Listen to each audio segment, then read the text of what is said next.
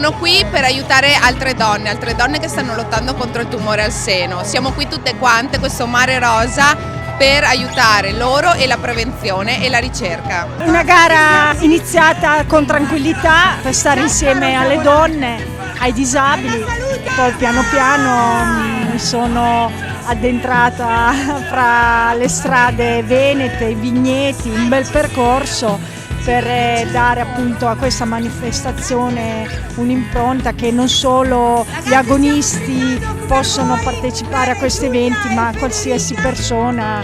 Come vedete ci sono un sacco di donne amatori per questa causa importante.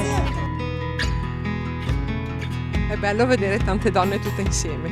Stiamo correndo per una giusta causa.